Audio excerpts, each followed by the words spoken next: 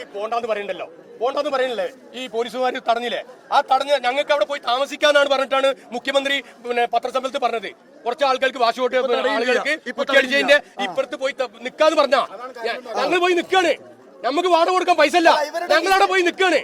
എന്നോട് പോയി നിക്കാൻ പറഞ്ഞതാ. അപ്പൊ എന്തുകൊണ്ട് തടയണേ? അതൊരു കാരണം പറയട്ടെ. ഈ പറഞ്ഞ ഈ പോലീസ് അമ്മമാർ അത് പറയട്ടെ.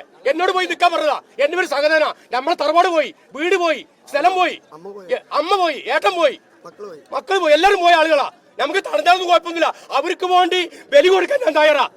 ഈ പറഞ്ഞ സാധനം സാറേ തയ്യാറാ. ഗവൺമെന്റ് പറഞ്ഞല്ലോ ഈ കുറ്റിന്റെ അപ്പുറപ്പുറമുള്ള ആൾ പോയി നിൽക്കാന്ന്. ഞാൻ പോയി നിൽക്കാണ്. ഇന്ന് എന്തുകൊണ്ട് തടഞ്ഞ്? അല്ലെ എനിക്ക് നാളെ വീട് പ്രഖ്യാപിക്കണം എന്റെ പേരില്.